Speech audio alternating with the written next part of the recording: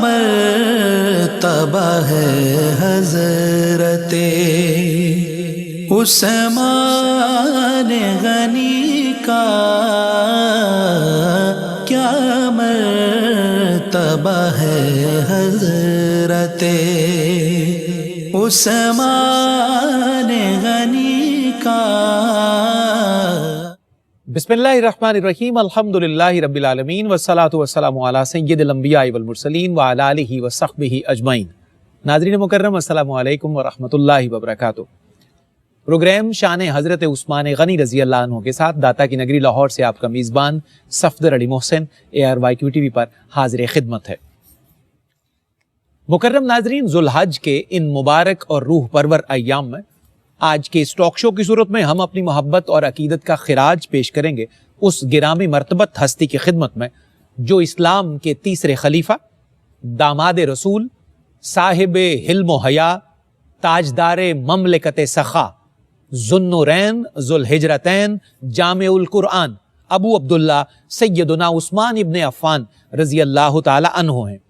ایک موقع پر حضرت عثمان غنی رضی اللہ تعالی عنہ نے خود اپنا تعارف یہ کہہ کر بیان کیا کہ میری 10 خصلتیں اللہ رب العزت کے پاس محفوظ ہیں۔ ان خصلتوں کا، ان اوصاف کا ترتیب وار ذکر پیش خدمت ہے۔ آپ نے فرمایا، میں اسلام قبول کرنے والا چوتھا شخص ہوں۔ رسول خدا صلی اللہ علیہ وآلہ وسلم نے اپنی 2 صاحبزادیوں کو میرے عقد میں دیا۔ میں کبھی گانے بجانے کی محفل میں شریک نہیں ہوا، میں کبھی لہو و لعب میں مشغول نہیں ہوا، میں نے کبھی کسی بدی اور برائی کی تمنا نہیں کی۔ رسول خدا صلی اللہ علیہ وآلہ وسلم سے بیعت کرنے کے بعد میں نے کبھی اپنا دایاں ہاتھ اپنی شرمگاہ کو نہیں لگایا۔ اسلام لانے کے بعد میں نے ہر جمعہ کو اللہ کی راہ میں ایک غلام آزاد کیا، اور اگر اس وقت ممکن نہ ہو سکا تو بعد میں آزاد کیا۔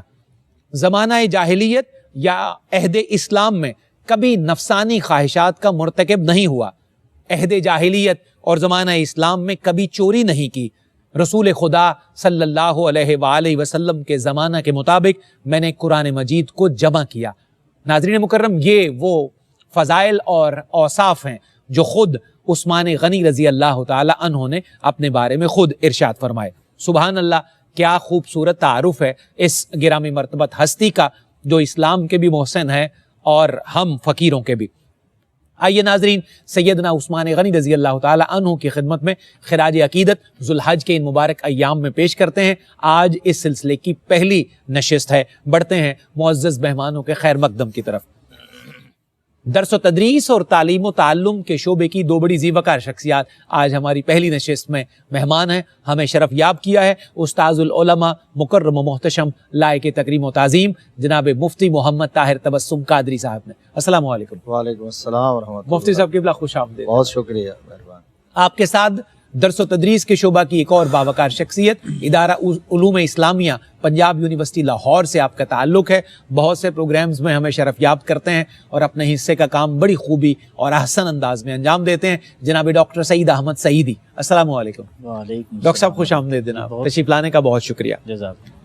سیدنا عثمان غنی رضی اللہ تعالی عنہ کی خدمت میں ترتیب وار ان نشستوں کو ہم ہدیہ کریں گے۔ آج اس سلسلے کی پہلی نشست ہے۔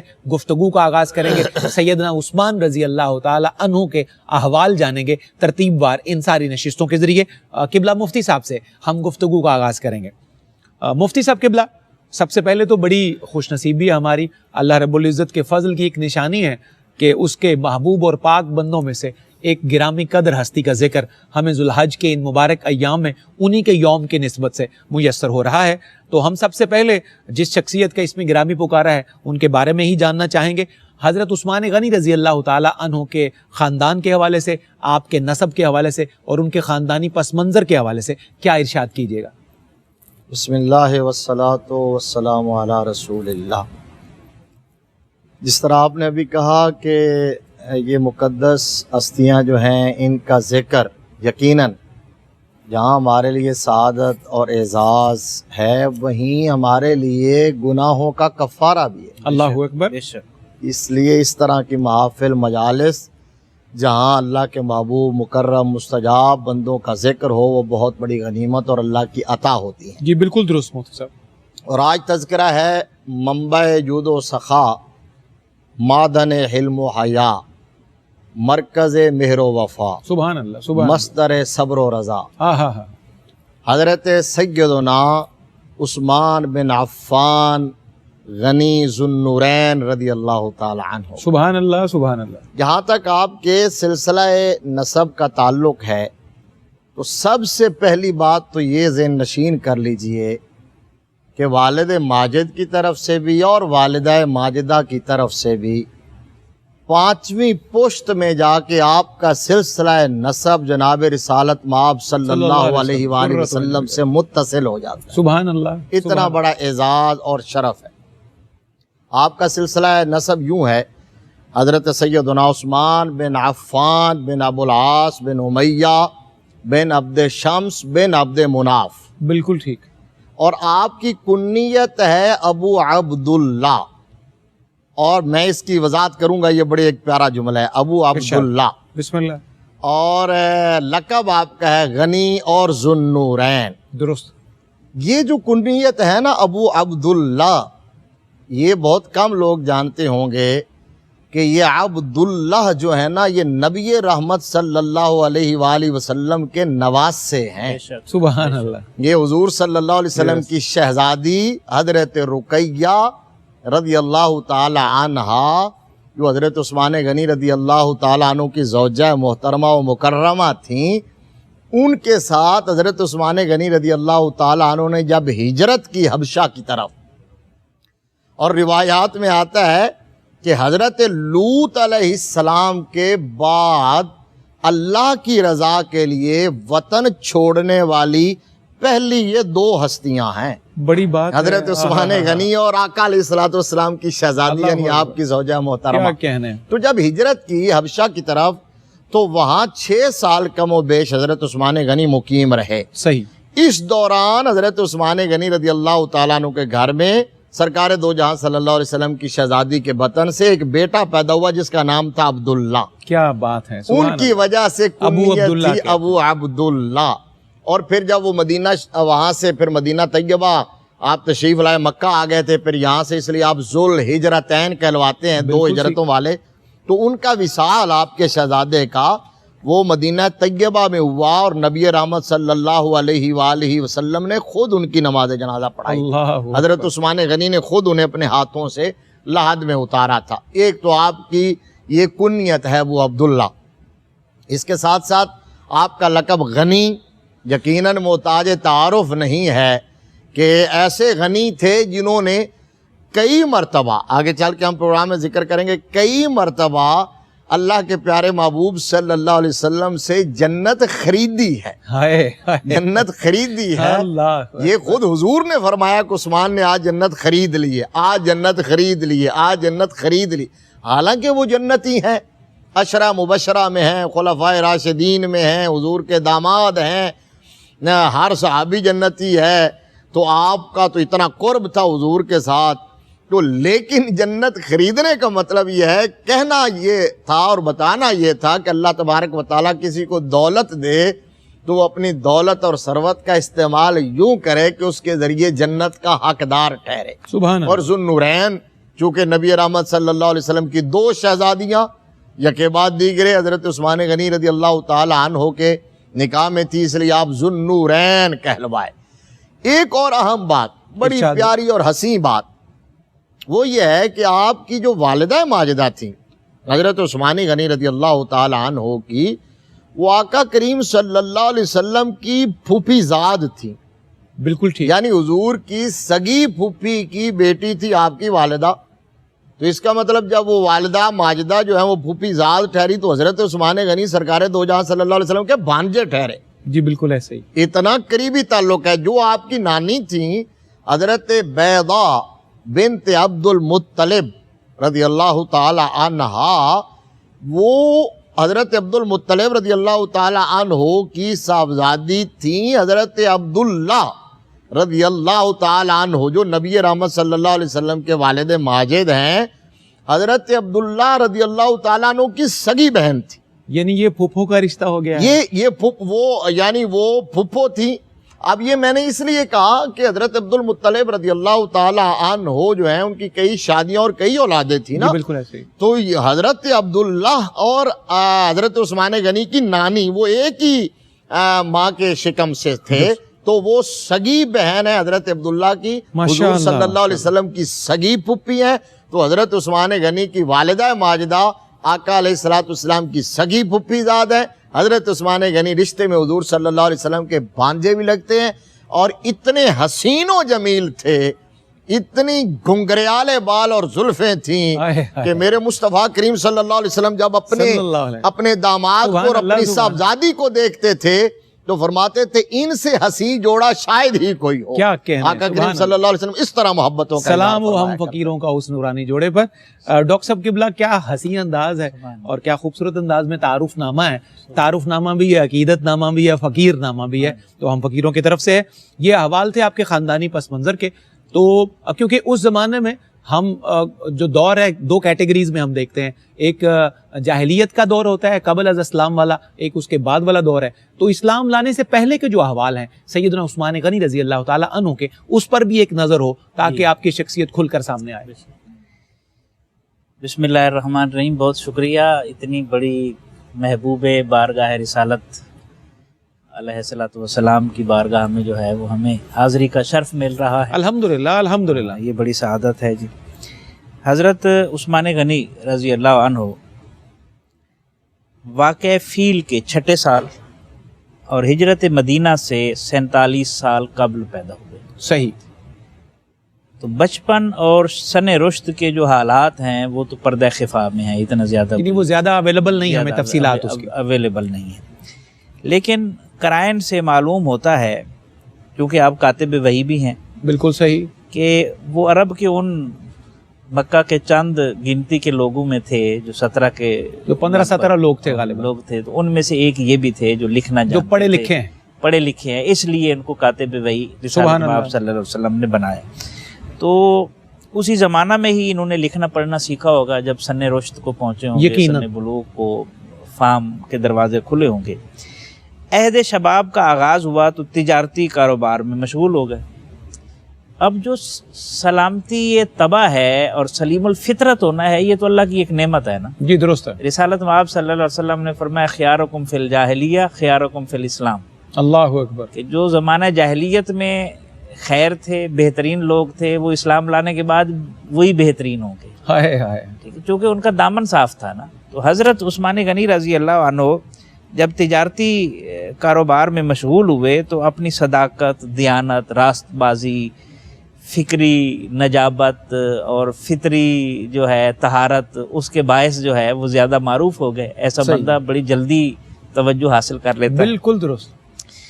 اور پھر یہ بات بھی حضرت عثمان غنی رضی اللہ عنہ کا ایک قول ہے کہ منکسر المزاج جو ہے, منکسر المزاج اور متواضع آدمی, اسے جو بھلائی چاہیے ہو وہ حاصل کر لیتا ہے. بڑی بات, قیمتی بات. عاجزی والا بندہ, وہ دنیا کی ہو, وہ اخروی ہو, وہ دین ہو, وہ دولت ہو, کوئی بھی چیز ہو, وہ اسے مل جاتی ہے.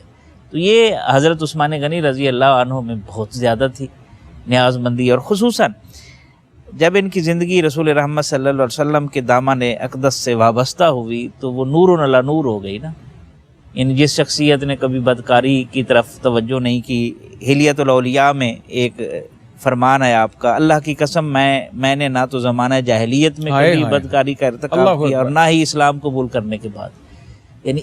یعنی وہ عرب کا معاشرہ جہاں زنا, شراب, بد اخلاقی, بڑے بول بولنا, اخلاقی گراوٹ یہ عام معمول تھا. بالکل ٹھیک. تو میرا خیال ہے وہ جو جملہ ہے سبحان اللہ ان کا, حضرت عبداللہ ابن مسعود رضی اللہ عنہ سے یہ روایت ہے, ان اللہ ناظر فی قلوب العباد, اللہ نے بندوں کے دلوں کی طرف دیکھا, فوجد قلب محمد صلی اللہ علیہ وسلم خیر قلوب العباد صلی اللہ علیہ وسلم. تو ایک دل ایسا تھا جو رسالت مآب صلی اللہ علیہ وسلم کا وہ بہترین دل تھا, اللہ تعالیٰ نے اسے اپنی ذات کے لیے خاص فرما لیا. پھر اس کے بعد رسالت سے نوازا, پھر بندوں کے دلوں کو دیکھا, اپنے حبیب کے قلب انور کو دیکھنے کے بعد علیہ الصلوۃ والسلام، فواجد قلوب اصحابہ قلوب خیر قلوب العباد، سارے بندوں میں سے بہترین لوگ وہ ہیں جو صحابہ ہیں، اور ان کے دل سب سے بہترین ہیں۔ کیا کہنے ہیں تو اللہ نے چن لیا، سبحان اللہ۔ تو آپ کو جب یہ صحبت ملی تو جو دامن پہلے ہی پاک تھا، کوئی آلودگی نہیں تھی، تو وہ جب رسالت مآب صلی اللہ علیہ وسلم کی صحبت ملی ہو، صدیق اکبر رضی اللہ عنہ کا قرب اور سنگت اور دوستی ملی ہو، رنگ تو پھر چڑھنا تھا۔ پھر ذوالنورین ہوں، ذوالہجرتین ہوں، ذوالبشارتین ہوں، یہ سارے اعزاز جو ہے ان کے سر پر سجدے۔ زندہ باد ڈاکٹر صاحب، سبحان اللہ سبحان اللہ۔ ناظرین، کیا خوبصورت جملہ ارشاد ہوا کہ جو پہلے ہی پاک دل تھے، جب وہ حضور رحمت عالم صلی اللہ علیہ وسلم کی نگاہ ان کی طرف پڑی تو پھر ان کا عالم کیا ہوگا، یہ ہماری سوچ اور گمان سے باہر ہے۔ شان حضرت عثمان غنی رضی اللہ تعالی عنہ کی آج پہلی نشست ہے۔ ایک مختصر سا وقفہ، دوبارہ انشاءاللہ حضرت عثمان غنی کے احوال سے ہم رجوع کرتے ہیں۔ حضرین، آپ کا ایک دفعہ پھر خیر مقدم ہے داتا کی نگری لاہور سے ایئر ٹی وی پر شان حضرت عثمان غنی رضی اللہ تعالی عنہ اور ذوالحج کے مبارک ایام میں آپ کے مبارک یوم کی ہی نسبت سے ترتیب وار نشستوں کا سلسلہ ہے۔ آج اس سلسلے کی بحمد اللہ پہلی نشست نشر کی جا رہی ہے۔ وقفے میں جانے سے پہلے آپ کا خاندانی پس منظر اور اسلام سے پہلے کے احوال ہمارے دونوں معزز اسکالرز نے نشر کر دیے ہیں۔ مفتی صاحب قبلہ کی خدمت سے ہم دوبارہ حاضری دیتے ہیں۔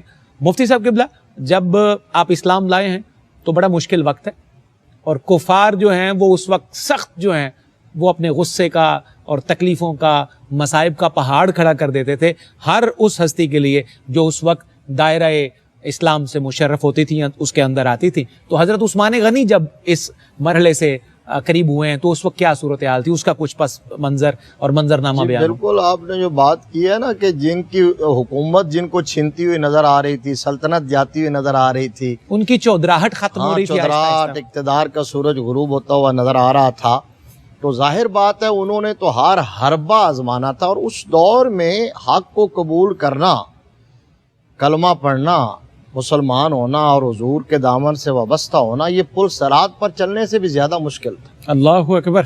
اور وہ بالکل تاریخ کے اوراق پر یہ بات درج ہے کہ کیسے کیسے مصیبتوں کے پہاڑ ٹوٹے ہیں ان فرزندان اسلام پر، حضور صلی اللہ علیہ وسلم کے غلاموں پر۔ اور قرآن نے اس بات کو بیان کیا ہے کہ احسب الناس ان یترکوا ان یقولوا آمنا وہم لا یفتنون، فرمایا کہ کیا لوگ سمجھتے ہیں کہ انہوں نے اگر آمنا کہہ دیا تو بس وہ چھوٹ جائیں گے اور انہیں آزمایا نہیں جائے گا؟ نہیں، شہادت گہے الفت میں قدم رکھنا ہے۔ لوگ آسان سمجھتے ہیں مسلمان ہونا، آزمائش ضرور ہوتی ہے، اور پھر جس کی جتنی بڑی آزمائش ہوتی ہے اس کو اتنا بڑا انعام ملتا ہے، پھر ان کا تذکرہ باقی رہتا ہے۔ اب ان ہستیوں کا تذکرہ کیوں ہو رہا ہے کہ ان آزمائشوں سے گزرے ہیں، بالکل ٹھیک، اور کامیاب گزرے ہیں اور سرخ روح ہو کر گزرے ہیں۔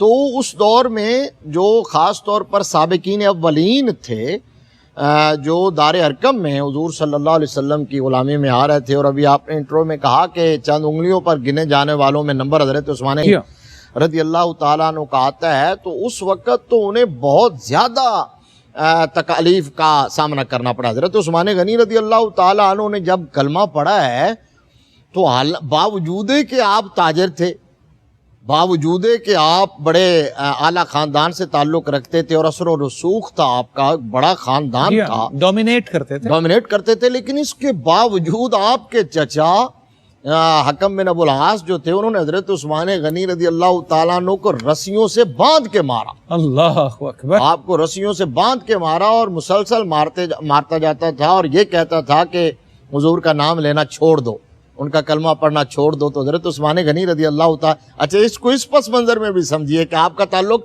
چونکہ اموی خاندان سے ہے، تو آپ حالانکہ یہ جو بنو امیہ ہیں انہیں پتا تھا کہ اب یہ ساری پاور اور کعبۃ اللہ کی تولیت اور یہ بنو ہاشم کی طرف شفٹ ہو رہی ہے، لیکن چونکہ حضرت عثمان غنی سلیم الفطرت تھے، حضرت جس طرح بھی ڈاکٹر صاحب نے کہا حضرت عثمان غنی کو اللہ نے ازل سے چنا تھا، لہٰذا ان کے نزدیک اس بات کی کوئی اہمیت نہیں تھی، حق کو قبول کرنا ان کے نزدیک سب سے بڑی سعادت تھی۔ تو ان کے ہر ستم اور ہر ظلم کے سامنے حضرت عثمان غنی نے پہلے سے ڈٹ کر حق کا علم بلند کیا ہے اور یہی کہا کہ ستم گر ادھر آ ہنر آزمائیں، تو تیر آزما ہم دیگر آزمائیں۔ حضرت عثمان غنی ڈٹ کے کھڑے رہے، اور ہر مشکل ہر مصیبت میں قرآن پاک نے جو کہا فالذین ہاجروا واخرجوا من دیارہم واوذوا فی سبیلی وقاتلوا وقتلوا لأکفرن عنہم سیئاتہم ولأدخلنہم جنات تجری من تحتہا الانہار۔ اللہ فرماتا ہے جو ایمان لائے اور جنہوں نے ہجرت کی اور میری راہ میں ستائے گئے ہیں، اوذوا فی سبیلی، یہ انہی ہستیوں کے بارے میں، حضرت عثمان غنی رضی اللہ تعالیٰ عنہ، حضرت بلال حبشی رضی اللہ تعالیٰ عنہ، حضرت یاسر رضی اللہ تعالیٰ عنہ، حضرت سمیہ، حضرت خباب، حضرت خبیب، حضرت عمار بن یاسر، یہ وہ ہستیاں ہیں جنہوں نے شجر اسلام کی آبیاری اپنے خون سے کی ہے، جنہوں نے اپنے خون سے سینچا ہے اس دین مصطفیٰ علیہ السلام کو۔ یہی وجہ ہے۔ اب یہاں ایک بات اور کہہ دوں کہ حضرت یاسر جو تھے، حضرت عمار کے والد، اسلام کے پہلے شہید، یہ اب بہت کم لوگ جانتے ہیں۔ یہ دونوں، یہ جوڑا بھی ایسا قدسی جوڑا ہے کہ دونوں میاں بیوی اسلام کے پہلے شہداء میں شامل۔ کیا بات ہے! اور سرکار دو جہاں صلی اللہ علیہ وسلم نے آل یاسر سے جتنا پیار کیا ہے، حد کر دی میرے سرکار جتنا ذکر کیا ہے، اب حضرت بلال حبشی رضی اللہ تعالیٰ عنہ، حضرت یاسر، ان دونوں کی جو قربانیاں ہیں، جو تکالیف ہیں، تو ایک دفعہ حضرت یاسر آئے حضرت فاروق اعظم رضی اللہ تعالیٰ عنہ سے ملنے کے لیے ان کے دور میں، تو حضرت فاروق اعظم رضی اللہ تعالیٰ عنہ نے اپنی مسند پہ انہیں اپنے پاس بٹھایا اور یہ کہا کہ حضرت بلال حبشی کے بعد کوئی اس مسند پر بیٹھنے کا روادار ہے تو وہ جناب یاسر ہیں، کیونکہ انہوں نے اتنی تکالیف اٹھائی ہیں، اتنی مشکلات۔ اب جب تکالیف کا نہ تھمنے والا سلسلہ تھا اور ستم کا ہر حربہ آزمایا جا رہا تھا،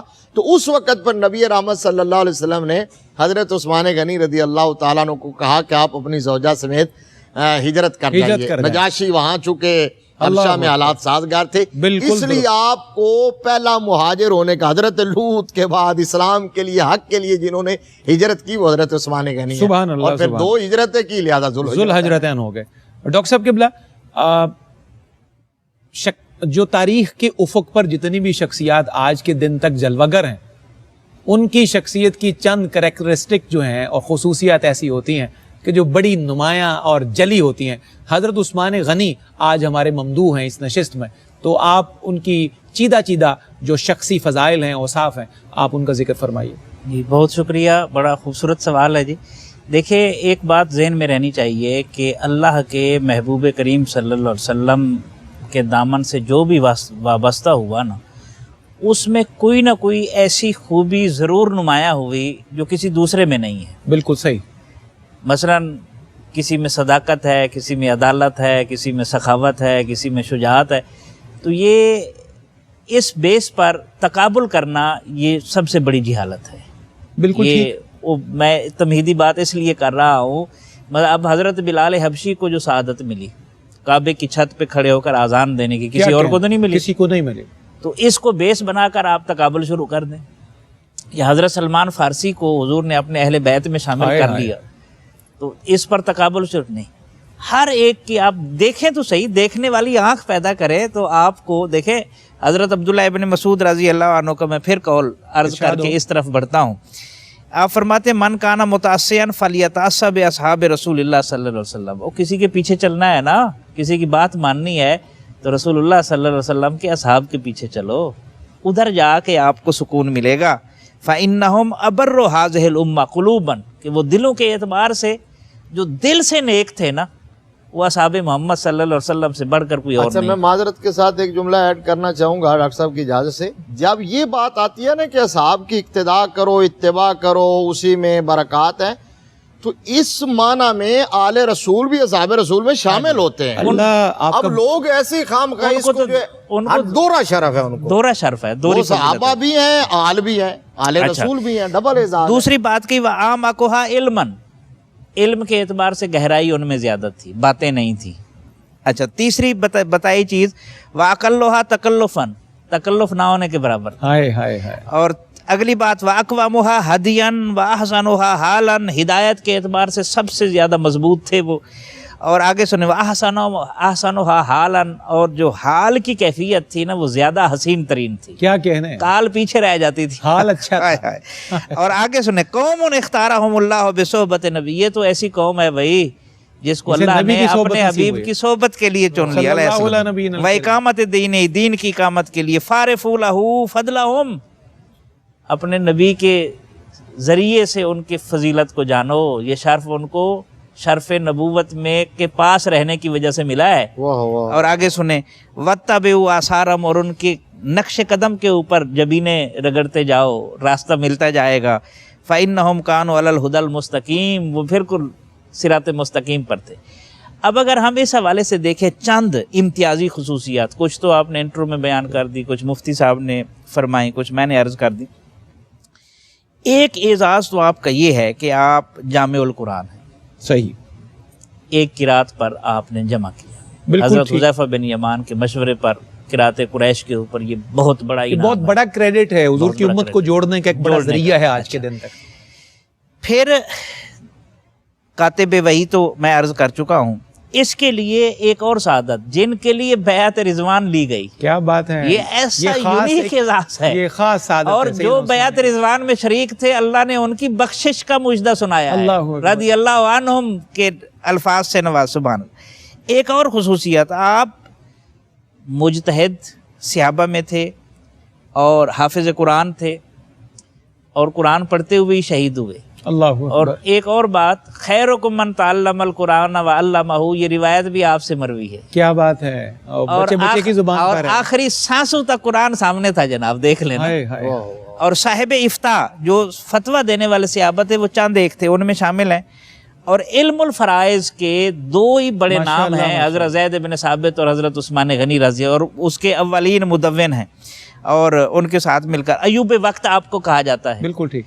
اور اس کے ساتھ ساتھ سب سے بڑا اعزاز جو یونیک ترین اعزاز ہے، آپ مجتہد فی المعیشت ہیں، بڑی بات ہے، اس کو کھولیں گے اگلی انشاءاللہ، اگلی مجتہد فی المعیشت ہیں، اور آپ جیسا فام دیکھیں، حضرت عمر کے زمانے میں 24 لاکھ مربع میل، اور آپ کے زمانے میں 48 لاکھ مربع میل، بالکل ڈبل ہو گئی، تو یہ کیسے ہو گئی تھی؟ بالکل، انشاءاللہ اس بات کو کھولتے ہیں۔ ناظرین، بڑی خوبصورت بات کی ہے جس بات پر ڈاکٹر صاحب نے اپنی بات کو ختم کیا ہے، لیکن ابھی ختم نہیں ہوئی یہ بات، انشاءاللہ وقفے سے واپس آتے ہیں تو دوبارہ کھولتے ہیں کہ معیشت میں آپ کا کیا کردار ہے، اور معیشت کو کیسے مضبوط کیا ہے آپ نے دور حکومت میں۔ یہ بڑا ہی شاندار ایک آسپیکٹ ہے سیدنا عثمان غنی رضی اللہ تعالیٰ عنہ کی شخصیت کا، کیونکہ آج اس پہلو سے بالخصوص ہمارے خطے کو تو بہت زیادہ سبق لینے کی اور وہاں سے سیکھنے کی ضرورت ہے۔ ایک مختصر سا وقفہ۔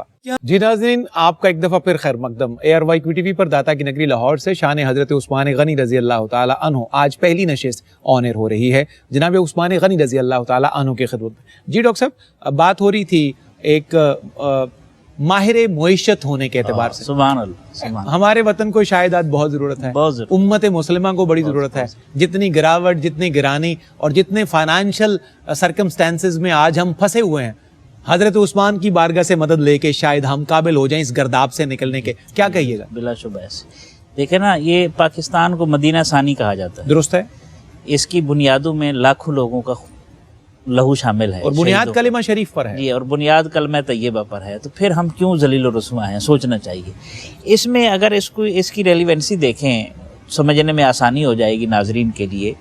حضرت ابوبکر صدیق رضی اللہ عنہ نے ریاست مدینہ کی رسول اللہ صلی اللہ علیہ وسلم کے وصال پاک کے بعد بنیادوں کی حفاظت کی، اور نو کمپرومائز، بالکل ٹھیک، اس کے اوپر بنیاد رکھی اور ہو بہو آگے چلایا اس کو۔ جی درست۔ حضرت عمر رضی اللہ عنہ نے، چونکہ آپ کا دور حکومت کم تھا، حضرت ابوبکر صدیق رضی اللہ عنہ کا، اللہ نے حضرت عمر کو زیادہ موقع دیا، تو اس کے اوپر جو بلڈنگ کھڑی ہوئی تو وہ حضرت عمر نے اس میں بڑی توسیع کی، بہت ایکسپینڈ ہوا اسلامی ریاست، 10 لاکھ مربع میل سے 10 لاکھ مربع میل سے 24 لاکھ مربع میل، مشکل وقت تھا، اور انہوں نے وہ کر کے دکھا دیا۔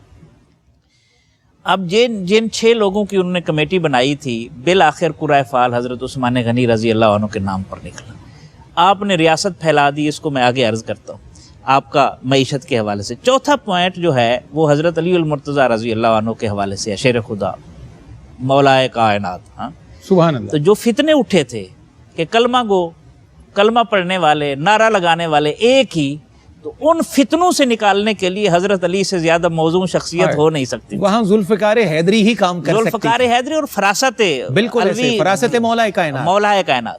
اچھا، اس کے بعد جو مسائل پیدا ہوئے، جب امت دو دھڑوں میں بٹ گئی، تو حضرت امام حسن کے جو 6 ماہ ہیں انہوں نے پھر جوڑ دیا. کیا بات ہے. اور اموی اور ہاشمی نسب سے نکال کر اسے اسلام کی جنگ جو ہے وہ بنایا اور ایک راستے پر ڈالا. اور حضرت امام حسین نے یزیدی کردار اور اس طرح کے مزاج کو سنگل آؤٹ کر دیا. یہ پورا پیکیج ہے خلافت راشدہ تھا، راشدہ کا جس کی پیک ہے کربلا، بالکل، جس میں یزید کو سنگل آؤٹ کر دیا گیا. اب کیسے مجتہد معیشت کے حوالے سے اگر ہم دیکھیں، حضرت عمر کا رول تھا کہ وہ جو اکابر صحابہ تھے، بدری صحابہ اس طرح کے، ان کو وہ مدینہ سے باہر نہیں جانے دیتے تھے. جی درست.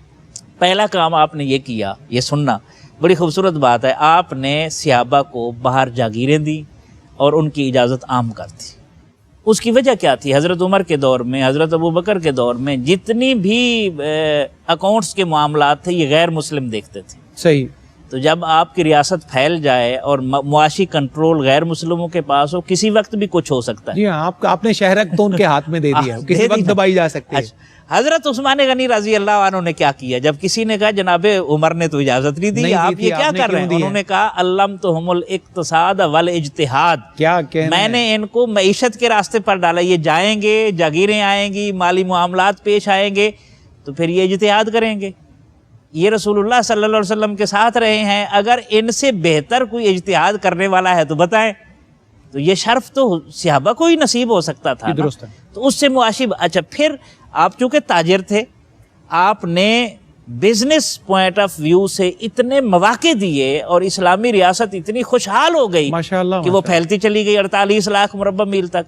اور یہ عثمانی فیض ہے جس سے ہم محروم ہوئے. بد نصیب، اللہ تعالی ہمیں اس الجھن سے نکالے. پاکستان جس میں ہے، یعنی برِ صغیر کی سلطنت مغلیہ تک، مدینہ طیبہ کی ریاست مدینہ، اس کے بعد بنو امیہ، بنو عباس، اسپین، عثمانیہ، یہ ساری کی ساری، سلجوق، جتنی مسلم ریاستیں قائم ہوئی ہیں، کبھی کسی مسلم ریاست نے معاشی حوالے سے کولیپس کیا ہے؟ نہیں کیا. تو یہ فیض کس کا ہے؟ یہ حضرت عثمان غنی رضی اللہ عنہ کا ہے. ہمیں اس طرف جانا ہوگا اور یہ ذمہ داری اسے دینی ہوگی معیشت کی، جو اس میں ایکسپرٹ ہیں، جی درست، جو مخلص ہیں، تاکہ ہمارا ملک اس جو جنجال ہے اور اس الجھن ہے اور جال ہے، ہم اس سے نکل سکیں. متفق ڈاکٹر صاحب. ناظرین، پروگرام کے کیونکہ اختتامی لمحات ہیں، تو مفتی صاحب قبلہ سے آج کی اس نشست کا خلاصہ، تتمہ اور لب لباب جو ہے وہ سمجھنے کی کوشش کرتے ہیں. مفتی صاحب کیا کہیے گا آج کی پہلی نشست جناب عثمان غنی کی خدمت میں؟ دیکھیے جی، حضرت عثمان غنی رضی اللہ تعالیٰ عنہ کی پوری زندگی، یا خلفائے راشدین، صحابہ اکرام، اہل بیت اطہار، وہ اس بات کا عملاً اظہار ہے جو قرآن نے ایمان کا معیار بیان کیا ہے. تو اس وقت تک مومن نہیں ہو سکتے جب تک کہ اپنی جان، مال، وطن، اولاد، رشتہ دار، گھر بار، ہر ایک سے بڑھ کر اللہ رسول سے پیار نہیں کرو گے. متفق. تو حضرت عثمان غنی رضی اللہ تعالیٰ عنہ نے حضور کی رضا کے لیے اللہ کے حکم پر عمل پیرا ہوتے ہوئے خاندان بھی چھوڑا ہے، پھر وطن بھی چھوڑا ہے، مال ایک ایک پائی لا کے حضور صلی اللہ علیہ وآلہ وسلم کے قدموں میں ڈھیر کر دی ہے. اور اتنا مال دیا ہے کہ میرے مصطفیٰ کریم صلی اللہ علیہ وسلم نے جب کبھی اپیل کی تو حضرت عثمان ہی کھڑے ہوتے تھے اور حضور مسکراتے ہوئے تشریف لاتے تھے اور فرماتے تھے کہ عثمان نے تو آج جنت خرید لی ہے، کمال کر دیا ہے. اتباع رسول، یہ جو بھی ڈاکٹر صاحب نے بات کی ہے، ہماری کامیابی کامرانی کا ایک ہی راستہ ہے، وہ اتباع رسول کا ہے. ایک سر منہ بھی انحراف نہ ہو. اگر آپ اتباع رسول کریں گے تو دنیا و آخرت میں کامیاب ہوں گے. حضرت عثمان غنی آخری جملہ اس حد تک کرتے تھے کہ ایک دفعہ کھڑے ہو کر وضو کیا تو وضو کرنے کے بعد مسکرانے لگے. تو کسی نے پوچھا حضور آپ مسکرائے کیوں ہیں، کسی نے کوئی بات کی؟ فرمایا نہیں، بات کوئی نہیں ہوئی ہے. یہاں ایک دفعہ میں اپنے آقا کے ساتھ تھا، آقا علیہ الصلوۃ والسلام نے وضو کیا تھا، کوئی بات ہوئی ہوگی، حضور مسکرائے تھے، میں نے تو اپنے آقا کی ادا کو زندہ کیا ہے، حضور کی ادا کو تازہ کیا. تو آج بھی ہم حضور کے دامن سے وابستہ ہو جائیں اگر حضور کا دامن اپنے ہاتھوں میں اور وہیں سے ہم اگر سبق لیں، رہنمائی لیں، تو انشاءاللہ العزیز کوئی طاقت نہیں جو مسلمانوں کو دوبارہ سے وہ وقار اور عروج حاصل کرنے سے روک سکے۔ ہمیں اسی طرف لوٹنا ہوگا۔ اقبال نے جو کہا تھا کہ محمد سے وفا تو نے تو ہم تیرے ہیں، یہ جہاں چیز ہے کیا لوح و قلم تیرے ہیں۔ سبحان اللہ۔ مکرم ناظرین، شان حضرت عثمان غنی رضی اللہ تعالی عنہ کے حوالے سے آج پہلی نشست آن ایئر ہوئی ہے۔ ہماری خوش بختی ہے، اللہ رب العزت نے ہم پر مہربانی فرمائی ہے کہ اپنے محبوب بندوں میں سے ایک بڑے قیمتی ترین شخصیت کا ذکر خیر ہمیں موضوع سخن بنانے کے لیے عطا کیا ہے، حضرت عثمان غنی رضی اللہ تعالی عنہ کا، کیونکہ ذوالحج کے مبارک ایام میں ہی آپ کا یوم شہادت ہے، انہی کے یوم کے نسبت سے آج یہ پہلی نشست آپ کی سماعتوں تک پہنچی ہے۔ آپ نے بہت سارے احوال حضرت عثمان غنی رضی اللہ تعالی عنہ کے حوالے سے سماعت کی ہیں، اور دعا بھی ہے کہ جس طرح انہوں نے عالم اسلام پر حکومت فرمائی، مسلمانوں کو فیسیلیٹیٹ کیا، حضور کی امت کی بہبود کا ہمیشہ خیال رکھا، اور نت نئے پروجیکٹس کے ذریعے اپنے اقتدار کا فائدہ گراس روٹ لیول تک پہنچایا، آج ضرورت ہے کہ ہمارے وقت کے حکمران بھی حضرت عثمان کے اس طرز حکمرانی کو سمجھیں اور اسلام کے فوائد، معیشت کے فوائد اور ترقی کے فوائد جو ہیں وہ نیچے تمام طبقوں تک پہنچے۔ بہت شکر گزار مفتی محمد طاہر تبسم قادری صاحب آپ کا، جناب ڈاکٹر سعید احمد سعیدی صاحب آپ کا، اللہ کریم آپ کو اپنے فضل سے اور عزت عطا فرمائے۔ آخر میں جس ممدوح کی تعریف کے لیے اور ان کے قصیدہ بیان کرنے کے لیے آج کی نشست سجی ہے، اس میں ایک منقبت نامہ ہے جناب حافظ ابو بکر تبسم صاحب، گجرانوالہ سے ان کا تعلق ہے، بڑا خوبصورت قلم ان کا ہے۔ مفتی صاحب، ڈاکٹر صاحب، ان کے چند اشعار سیدنا عثمان غنی کی منقبت کے، اور پھر آپ کا میزبان صفدر علی محسن رخصت کا طلبگار دوسری نشست میں انشاءاللہ پھر حضرت عثمان غنی کے حوالے سے آپ کی خدمت میں دوبارہ حاضر ہوں گے۔ جناب حافظ ابو بکر تبسم کی منقبت، وہ لکھتے ہیں: خالق کی عطا سے وہ مقدر کا دھنی ہے، خالق کی عطا سے وہ مقدر کا دھنی ہے، کردار کا بے داغ طبیعت کا غنی ہے، کردار کا بے داغ طبیعت کا غنی ہے۔ اور ڈاکٹر صاحب شعر دیکھیے: حاتم کا بھی کشکول تہے دست عطا ہے، حاتم کا بھی کشکول تہے دست عطا ہے، تو ایسا سخی ایسا سخی ایسا سخی ہے، تو ایسا سخی ایسا سخی ایسا سخی ہے، کر پائے تیری شان حقیقی کا احاطہ، کر پائے تیری شان حقیقی کا احاطہ، دنیا کی سمجھدانی کب اتنی بڑی ہے، دنیا کی سمجھدانی کہاں اتنی بڑی ہے۔ اور یہ ایک بہت سچا شعر ہے۔ اس دور میں پوشاک حیا کے لیے فطرت، اس دور میں پوشاک حیا کے لیے فطرت رو رو کے تیرے در کا پتہ پوچھ رہی ہے، رو رو کے تیرے در کا پتہ پوچھ رہی ہے۔ مفتی صاحب شعر دیکھیے، اور پوری تاریخ ان دو مصروں میں: بے اذن نبی کعبہ پر نور کی رویت، بے اذن نبی کعبہ پر نور کی رویت، عثمان کے مشرب میں کھلی بے ادبی ہے، عثمان کے مشرب میں کھلی بے ادبی ہے۔ تقدیس مدینہ کے لیے جان لٹانا، تقدیس مدینہ کے لیے جان لٹانا، ہاں ہاں یہ روایت بھی تیرے گھر سے چلی ہے، ہاں ہاں یہ روایت بھی تیرے گھر سے چلی ہے۔ اس ذات پہ نشتر زنی توبہ ارے توبہ، اس ذات پہ نشتر زنی توبہ ارے توبہ، داماد پیمبر ہے وہ ہم زلف علی ہے، داماد پیمبر ہے وہ ہم زلف علی ہے۔ تکتے ہیں فقیر آج بھی تیرا در دولت، تکتے ہیں فقیر آج بھی تیرا در دولت، ہر ایک صدی تیری سخاوت کی صدی ہے، ہر ایک صدی تیری سخاوت کی صدی ہے۔ آخری شعر ہے: کھا کھا کے غذا نور طہارت کی تبسم، کھا کھا کے غذا نور طہارت کی تبسم، کہتے ہیں حیا جس کو تیرے گھر میں پلی ہے، کہتے ہیں حیا جس کو تیرے گھر میں پلی ہے، تیرے گھر میں پلی ہے۔ آپ کا میزبان صفدر علی محسن اجازت کا طلبگار، کل اگلی نشست میں انشاءاللہ پھر اپنا عقیدت نامہ لیے حضرت عثمان غنی رضی اللہ عنہ کی خدمت میں حاضری دیں گے۔ والسلام علیکم ورحمۃ اللہ وبرکاتہ۔ کیا مرتبہ ہے حضرت عثمان غنی کا، کیا مرتبہ ہے حضرت عثمان غنی کا۔ کیا مرتبہ ہے حضرت عثمان غنی کا، کیا مرتبہ ہے حضرت عثمان غنی کا، جنت ہے صلہ الفت عثمان غنی کا، جنت ہے